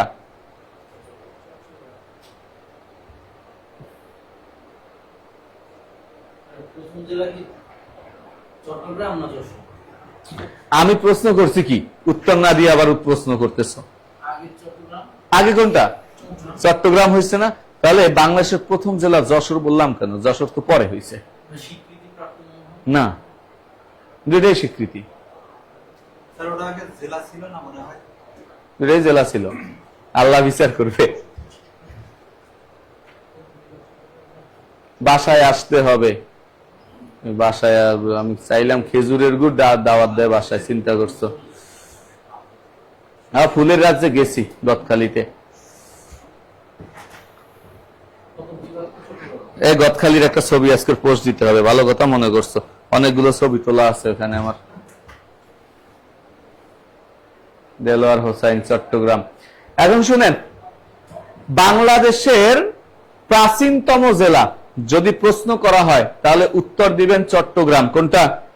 বাংলাদেশের প্রাচীন জেলা চট্টগ্রাম। কিন্তু যদি বলা হয় বাংলাদেশের প্রথম জেলা তাহলে অবশ্যই হবে কোনটা? যশোর। কোনটা হবে? যশোর। কেন? আমি একটু ব্যাখ্যাটা দিচ্ছি। কেন ব্যাখ্যাটা দিচ্ছি শোনেন। এই চট্টগ্রাম, পার্বত্য চট্টগ্রাম আমাদের বাংলার অন্তর্ভুক্ত ছিল না। কিসের অন্তর্ভুক্ত ছিল না? বাংলার অন্তর্ভুক্ত ছিল না। এটা ছিল আরাকান অঙ্গরাজ্যের অন্তর্ভুক্ত। বাংলার ভিতরে যে অংশটা ছিল তার ভিতরে প্রথম জেলা হচ্ছে কোনটা? যশোর। কথা কি ক্লিয়ার? তাহলে চট্টগ্রাম, পার্বত্য চট্টগ্রাম আমাদের অন্তর্ভুক্ত হলো কিভাবে? 1947 সালে হিন্দু ও মুসলিম সংখ্যাগরিষ্ঠের ভিত্তিতে পাকিস্তান এবং ভারত স্বাধীনতা লাভ করার কথা থাকলেও সেখানে আমাদের পাকিস্তানিদের উপরে ওই ব্রিটিশরা একটা অন্যায্য বিষয় চাপিয়ে দিয়ে গেছে। যেমন মুর্শিদাবাদ জেলাটা এটা মুসলিম সংখ্যাগরিষ্ঠ হওয়া সত্ত্বেও ওটা ভারতে দিয়ে গেছে।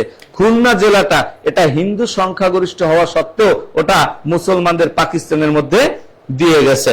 এই একটা বিষয়। কথা কি ক্লিয়ার? তাহলে দুইটা ইয়া করছে কিনা। আবার নদীয়ার মূল অংশটাকে দিয়ে গেছে কোথায়? ভারতে। আর কুষ্টিয়া অংশটাকে দিয়ে গেছে বাংলাদেশে। আবার বঙ্গভঙ্গের সময় আমাদের যেই অংশটা আসাম ছিল সেখানে বলছো তোমরা কিসের মাধ্যমে চলে যেতে পারবা? তোমরা গণভোটের মাধ্যমে যাবা। কেন? ওটা যখন বঙ্গভঙ্গের সময় আসামটাকে পূর্ববঙ্গের সাথে যুক্ত করেছিল, তখন 1947 সালে আবার যখন বঙ্গভঙ্গ করছে তাহলে তো ওইটা সহই আসবে, আসার কথা ছিল কিনা।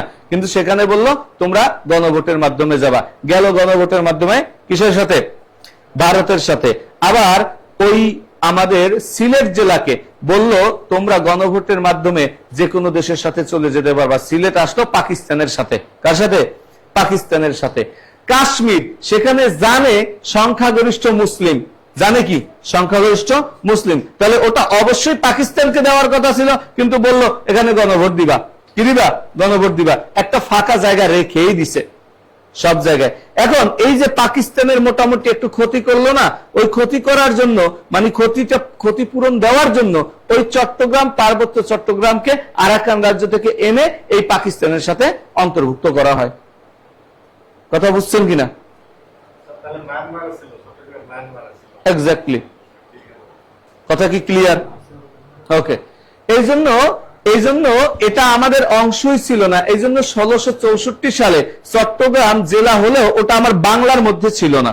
আমার বাংলার মধ্যে যে অংশ ছিল তার মধ্যে প্রথম জেলা হচ্ছে কি? যশোর। কিন্তু বাংলাদেশেরও প্রথম জেলা কোনটা?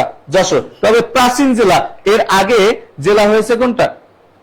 চট্টগ্রাম। প্রাচীনতম জেলা হচ্ছে চট্টগ্রাম। কথা কি ক্লিয়ার? ফকফকা clear sir. Thank you, thank you. যারা অনলাইনে আছেন বুঝছেন কিনা? ওকে, গেল।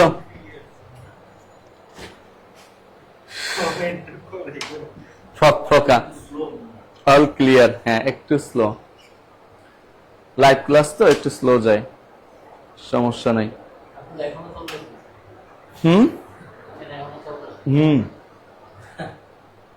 আমি কই লাইভ ক্লাস, ও লেখে লাইভ ক্লাস, দেখছেন? ওকে, গেল 1 নাম্বার। 2 নাম্বার দিয়ে লেখেন, এটা এই জায়গায় কি এলো রে ভাই? এটা এখানে কেন? প্লাস মাইনাস কই? ও এই পাশে গেছে কেন? আচ্ছা, হ্যাঁ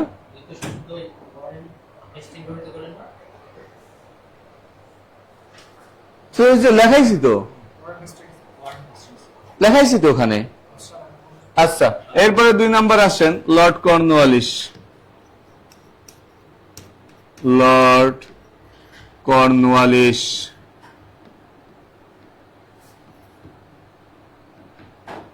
লর্ড কর্নওয়ালিসের নাম তো ভালো করে শুনছেন, আর কারো কথা শুনেন আর না শুনেন এইটা শুনছেন।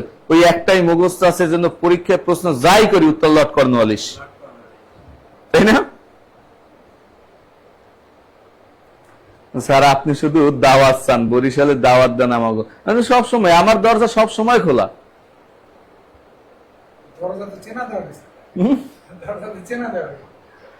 আপনার হাসি দেখে 2 বছরের বাবু বলে স্যার আমাকে একটা চকলেট দেন।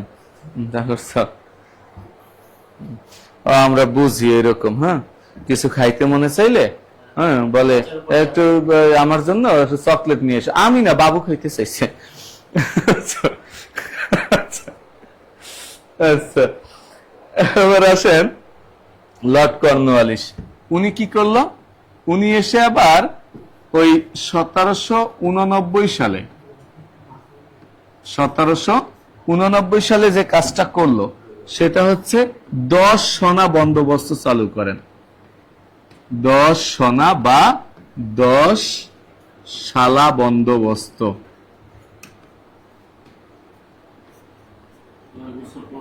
হ্যাঁ, এখন 10 বছর পর পর। লর্ড কার্টিয়ার ছাড়া 3 জনেরই শুনছি। আচ্ছা ঠিক আছে।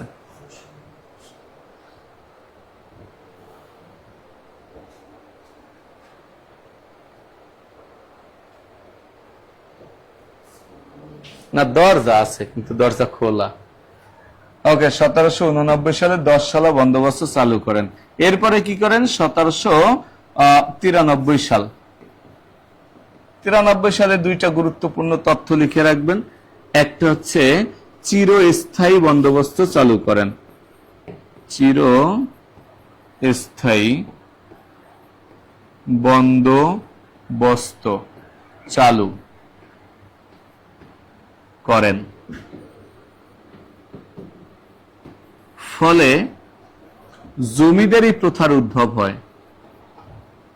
জমিদারি প্রথার উদ্ভব হয়।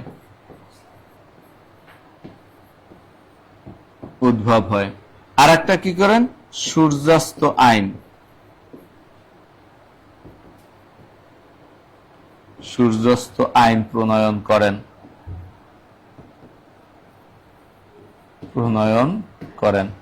সূর্যাস্ত আইন প্রণয়ন করেন।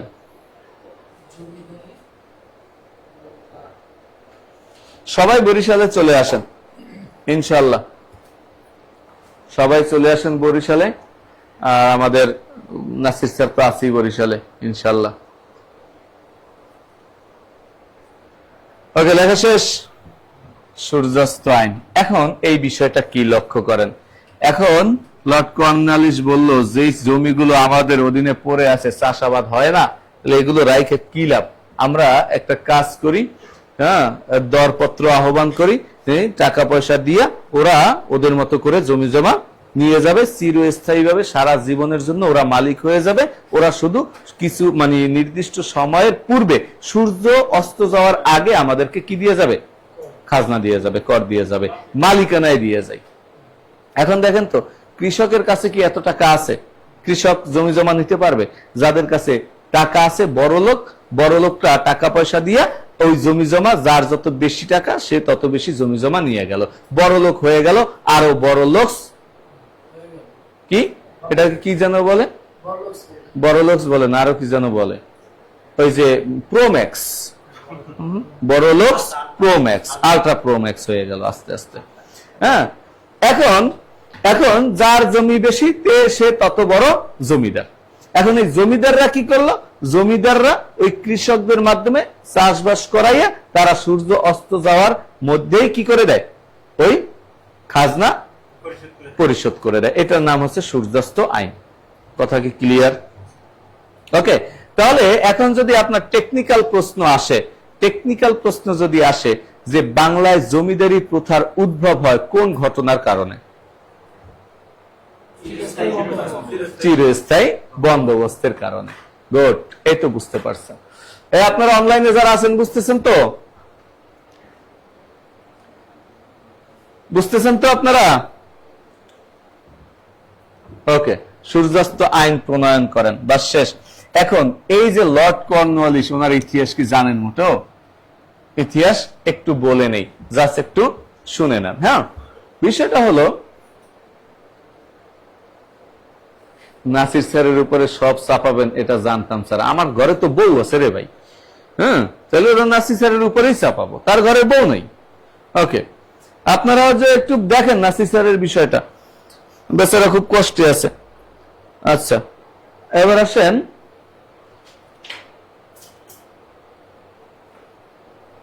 কি বললাম, যুক্তরাষ্ট্র। যুক্তরাষ্ট্র স্বাধীনতা ঘোষণা করে কত সালে? 1776 সালে ঘোষণা করে। যুদ্ধ করতে করতে করতে করতে 1783 সালে এই ব্রিটিশদের কাছ থেকে কি করে? স্বাধীনতা লাভ করে। পৃথিবীর প্রথম ব্রিটিশদের কাছ থেকে স্বাধীনতা লাভ করে যুক্তরাষ্ট্র, প্রথম রাষ্ট্র হিসেবে। কে স্বাধীনতা লাভ করে? যুক্তরাষ্ট্র। কত সালে? 1783 সালে। পৃথিবীতে দুইটা দেশ আগে স্বাধীনতা ঘোষণা করেছে, পরে স্বাধীনতা লাভ করেছে। এর মধ্যে প্রথম যুক্তরাষ্ট্র আর একটা বাংলাদেশ। বাংলাদেশ স্বাধীনতা লাভ করে কবে? 26 মার্চ। স্বাধীনতা লাভ করে 16 ডিসেম্বর, আর স্বাধীনতা ঘোষণা করে 26 মার্চ। কথা বুঝি নেই? স্বাধীনতা ঘোষণা কবে? 26 মার্চ। আর স্বাধীনতা লাভ করলে কবে? 16 ডিসেম্বর, অর্থাৎ বিজয় অর্জন। কথা কি ক্লিয়ার? এর মধ্যে এই দুইটা দেশের মধ্যে আবার ওই যুক্তরাষ্ট্রের স্বাধীনতাটা লাভ হয় একটা চুক্তির মাধ্যমে, সেটার নাম হচ্ছে প্রথম ভার্সাই চুক্তি। কি চুক্তি? প্রথম ভার্সাই চুক্তি, 1783 সালে। আর বাংলাদেশে এখানে কোনো চুক্তি হয় নাই, সরাসরি আত্মসমর্পণ দলিলে স্বাক্ষর। কথা কি ক্লিয়ার? এই জন্য এটা হচ্ছে মুক্তির সংগ্রাম।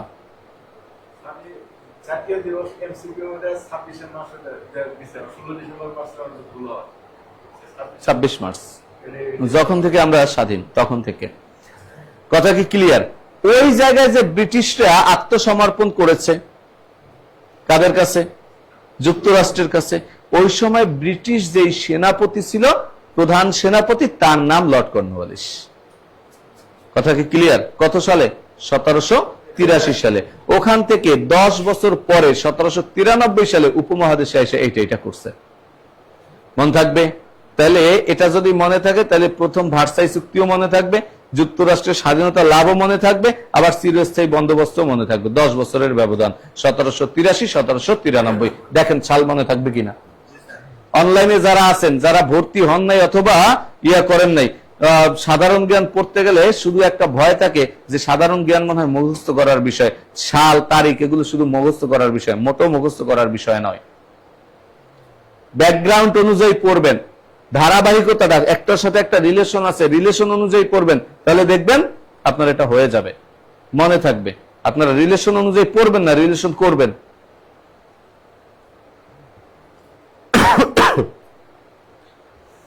বলছে স্যার এগুলো সবই অনার্সে পড়ে আসছি। অনার্সে পড়েন নাই ভাই, মিথ্যা কথা কইেন না। অনার্সে পড়েন নাই, অনার্সে মুখস্থ করছেন, তাও আবার কোটেশন দেখা। আমরা কি করি? আমরা তো পরীক্ষার জন্য পড়ি। কিসের জন্য? জানার জন্য কখনোই পড়ি না। পরীক্ষার 1 সপ্তাহ আগে, বিশেষ করে অনার্স মাস্টার্সে 1 সপ্তাহ আগে কি করি? ওই সাবজেক্টের একটা গাইড কিনি। গাইড কিনে এরপরে 5 স্টার 3 স্টার দেখে মার্ক করে এরপরে ওখান থেকে কোটেশন মুখস্থ করি। কোটেশন যদি মুখস্থ থাকে তাহলে ইনশাল্লাহ আমার প্রশ্ন যাই আসুক না কেন দিতে পারবো। বিজ্ঞানীর নাম মনে নাই, তাতে কি হয়েছে? কারো কারো মতে কেউ কেউ বলেন, প্রখ্যাত মনীষী বলেছেন, অনেকেই বলেছেন এরপরে দুই একটা নাম টাম দেওয়া দরকার, পাশের বন্ধুর নাম বসাই দিয়ে আসছে প্রফেসর অমুকের মতে। স্যারও দেখে তাস্কি লেগে গেছে, কি ব্যাপার, এই প্রফেসরের নাম জীবনেও দেখি নাই। কিন্তু বন্ধুর নাম তারেক, মার্ক তারেক স্যার। ওরে বাবা, চিন্তা করছেন, চিন্তা করছেন কেমন করে গেছে। কিন্তু মজার বিষয় হচ্ছে যাই লিখি না, কিন্তু বিশ্বাস করেন ওই কারো কারো মতে কেউ কেউ বলেন, কেউ কিচ্ছু বলে না, বিশ্বাস করেন সব আপনি বলছেন, সব আপনি বলছেন না, সব আপনি বলছেন। মজার বিষয় হচ্ছে যাই লিখি না কেন ফেল করি না, মার্ক পাইছি, পাস করছি। তাহলে আমাদেরকে পাস যারা করাইছে তারা কি আমার খাতা ঠিক মতন দেখছে বা আমার উপরে ন্যায় বিচার করছে? তাহলে আপনি তো ন্যায় বিচার পান না, ন্যায় বিচার পাইলে তো ফেল করতেন।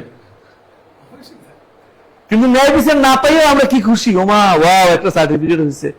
আদৌ কি জানছি, অনার্স মাস্টার্স এগুলো সব আপনার পড়া, কিন্তু তারপরে এখানে এসে আপনার ওই যে ধারাবাহিকতা কোনটার পরে কোনটা আসলো আমাদের মুখ থেকে শিখতে হচ্ছে, শুনতে হচ্ছে। কেন? আপনি তো এখন অনার্স, আপনি একজন স্কলার, আপনি এখন আমাকে পড়াবেন।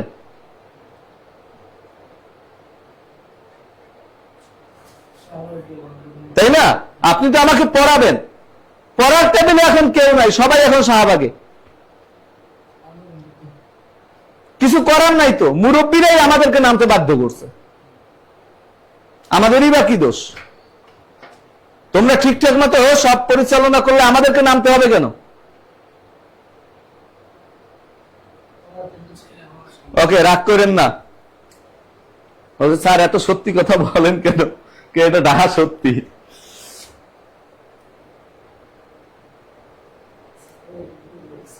পরীক্ষায় কখনো অন্যের কথা লিখে আসিনি, সব নিজের। হ্যাঁ, অন্যের উপরে ভরসা না করাটাই ভালো, নিজের কথা লিখছেন সেটাই ঠিক আছে, আলহামদুলিল্লাহ। ওকে, তাহলে এ পর্যন্ত শেষ। লর্ড কর্নওয়ালিস, লর্ড কর্নওয়ালিসের পরে এরপরে এইদিকে আসছে কেন, এরপরে লিখেন কত নাম্বার গেল? 2 নাম্বার গেছে, 3 নাম্বার দিয়ে লেখেন।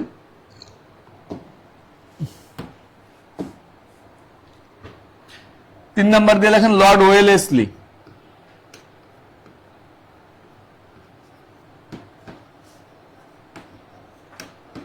লর্ড ওয়েলেসলি নাম শুনছিলেন? লর্ড ওয়েলেসলির না, আন্দোলন করা উচিত ন্যায় বিচারের জন্য। এক্স্যাক্টলি, আন্দোলন করা উচিত, কিন্তু আমরা নামবো কেন? নামতে বাধ্য করতেছেন কেন? আমরা ছোট ছোট বাচ্চা, আমরা আমাদের এখন লেখাপড়ার বয়স, আমরা এখন বিভিন্ন বিষয় নিয়ে গবেষণা করব, কিন্তু আমাদের গবেষণা করতে হয় 26 মার্চ 1971 কে স্বাধীনতার ঘোষণা দিছে। 54 বছর পর্যন্ত একটা বিষয়ের মীমাংসা এখন পর্যন্ত আপনারা করতে পারেন নাই, আর আমাদের মাথা এটা নিয়ে গবেষণা করতে করতে করতে করতে শেষ। আপা থাকলে এই রহমান, আর একজন থাকলে এই রহমান। কেন?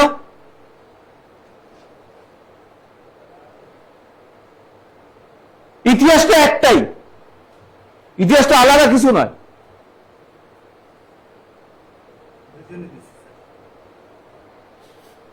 আমার কথা কি বুঝছেন? আবার একটা বিষয় লক্ষ্য করেন, আমাদের এমপি হওয়ার সর্বনিম্ন বয়স কত? এ সবাই জানেন এমপি হওয়ার সর্বনিম্ন বয়স কত? 25। আর ভোটার হওয়ার সর্বনিম্ন বয়স কত? 18। কেন এমপি হওয়ার সর্বনিম্ন বয়স 18 নয়?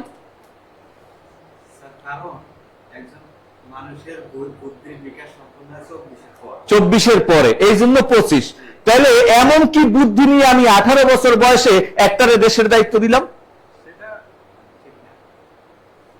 আমার কথা বুঝেন নাই? একজন মানুষের বুদ্ধির পরিচয় যদি 24 বছরের পরেই হয়, তাহলে 18 বছর আমি কারে ভোটটা দিলাম? কি বুঝে ভোটটা দিলাম? তাহলে ভোটার হওয়ার বয়স 18 কেন? ভোটার হওয়ার বয়স 30। এই 30 বছর পর্যন্ত আমি আমার নিজের লেখাপড়াটা শান্তিতে করতে পারবো, কোন রাজনৈতিক দল এসে আমারে টাকা দিয়ে বলবে না ভোটটা আমারে দিস। 18 করছেন, ইন্টারমিডিয়েট পাস করার পরেই, অনার্সে ভর্তি হওয়ার পরেই আমার এই দল নিতে চায়, ওই দল নিতে চায়, ওদের ভিড়ে আমি লেখাপড়াটা ঠিক মতন করতে পারি না। ওকে, লর্ড ওয়েলেসলি। রাগ করতেছেন আপনারা অনলাইনে যারা আছেন, আমার কথায় রাগ করতেছেন? Thank you. Thank you. এবার আসেন লর্ড ওয়েলেসলি। একটা কোন বিবেকে বলেন? আর ওই আমার ভোটটা পাওয়ার আশায় বিভিন্ন রাজনৈতিক দল আমাকে বিভিন্ন ভুল পথে পরিচালনা করে। আমি ঠিক মতন লেখাপড়াটা করতে পারি না, হলে আমি উঠতে পারবো না যদি রাজনৈতিক দলের সমাবেশে না যাই। কোন বিবেক নিয়ে গেলেন? কোন বুদ্ধি বিবেচনা নিয়ে গেলেন? আচ্ছা, লর্ড ওয়েলেসলি লেখেন, প্রথম পয়েন্ট দিয়ে লেখেন, সেটা হচ্ছে উনি 1798 সালে অধীনতামূলক মিত্রতা আইন, অধীনতামূলক মিত্রতা আইন, মিত্রতা আইন প্রণয়ন করেন।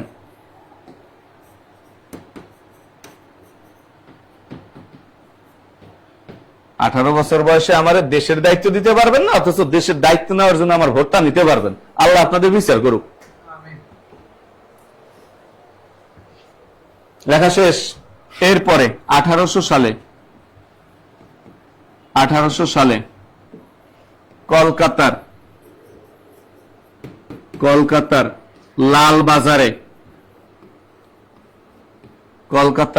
লাল বাজারে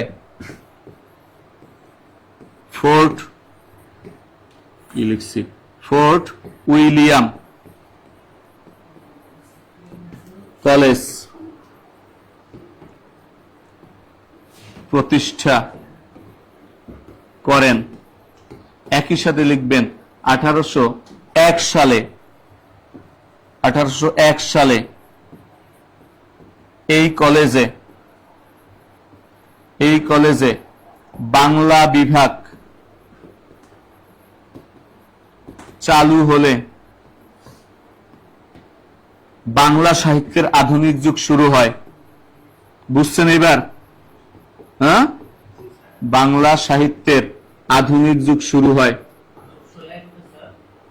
হ্যাঁ,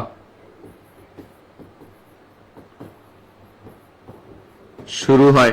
তাহলে বাংলাদেশের আধুনিক যুগ 1765 সালে, বাংলা সাহিত্যের আধুনিক যুগ 1801 সালে। মনে থাকবে সব। 1765 সালে বাংলাদেশের আধুনিক যুগটাও শুরু করে দিয়েছে ইংরেজরা, ইংরেজদের হাত ধরে। আবার বাংলা সাহিত্যের আধুনিক যুগটাও ইংরেজদের হাত ধরেই শুরু হয়েছে। কথা কি ক্লিয়ার? বুঝতে পেরেছেন?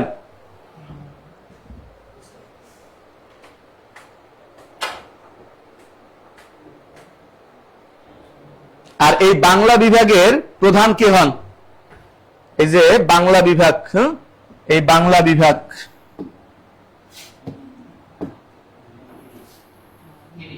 উইলিয়াম কেরি, এই বাংলা বিভাগের প্রধান। বাংলা বিভাগের প্রধান হন উইলিয়াম কেরি। William Carey. আবার এই কেরি সাহেবের মুন্সি বলা হতো রামরাম বসুকে। কাকে? এই রামরাম বসু তাকে কি করতেন? তাকে বাংলা শিখাতেন। এখানে একটু করে লেখা হলে আপনারা ডান লিখেন, এরপরে আমি আলোচনা করব।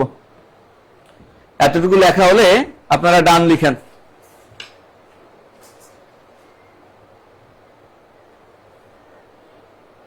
চা দিয়ে গেছে, ঠান্ডা চা দূর।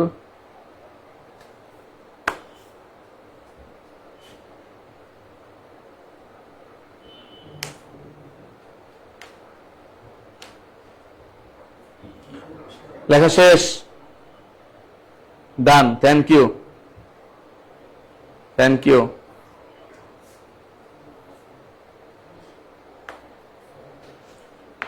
ডান। 8:30টায় আবার আমার ক্লাস শুরু হবে। তো আমরা এতটুকু নিয়ে একটু আলোচনা করি।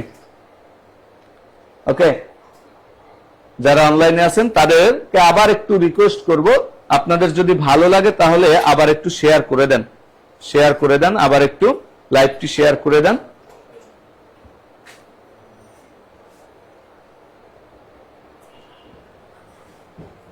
ওকে, এখন শুনেন, ব্রিটিশরা আমাদের এখানে আসলো কিসের জন্য?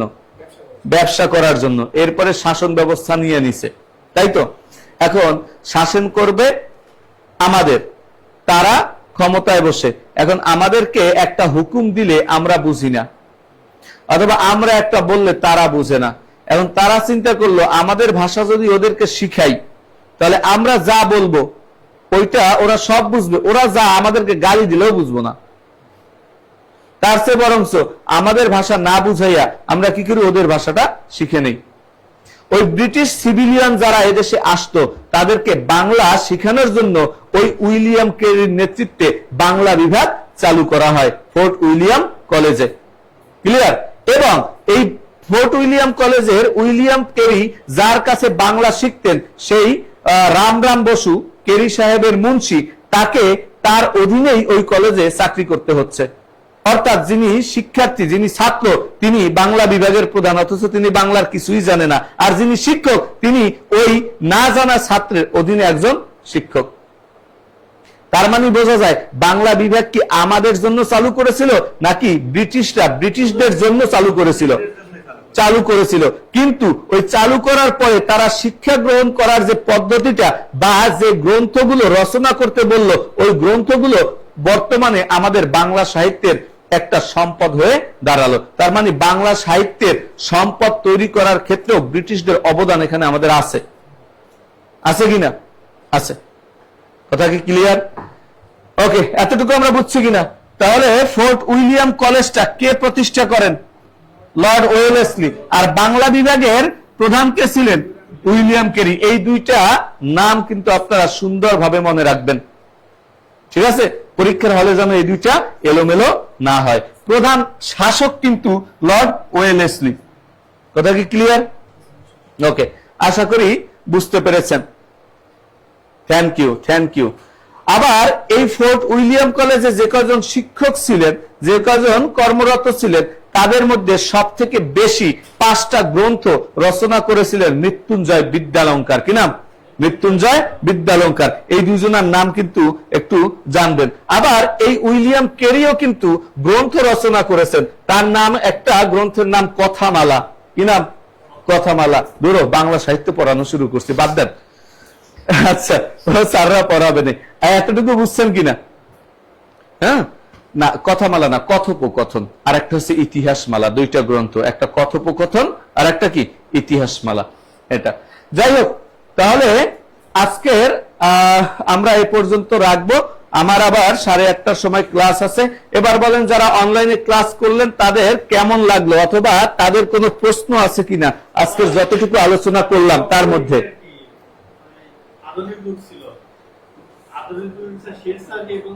কালকের দ্বিতীয় পার্ট। হ্যাঁ, আগামীকালকের আধুনিক যুগের দ্বিতীয় পার্ট আছে। কারো কোনো প্রশ্ন আছে কিনা বলেন? আচ্ছা, যদি প্রশ্ন থাকে তাহলে এখানে করতে পারেন।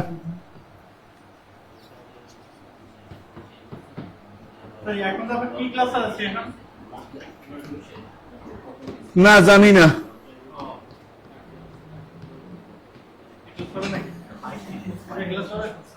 আপনারা আমাকে এখানে প্রশ্ন করতে পারেন, সাধারণ জ্ঞানের যে কোনো প্রশ্ন করতে পারেন। ওকে, ঠিক আছে, থ্যাংক ইউ। অনেক বলেছেন আলহামদুলিল্লাহ, খুব ভালো, ভালো লেগেছে। অনেক বলে থ্যাংক ইউ, থ্যাংক ইউ।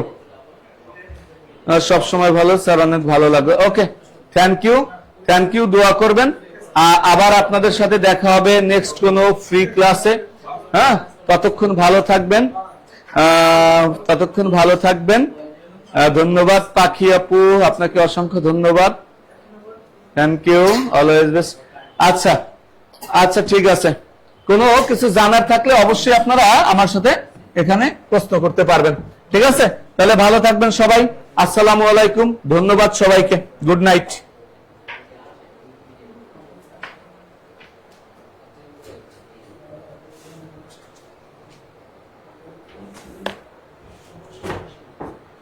এটা এখানেই থাকুক, আবার তো আসতেই হবে। ওয়ালাইকুম আসসালাম, ভালো থাকবেন। হ্যাঁ।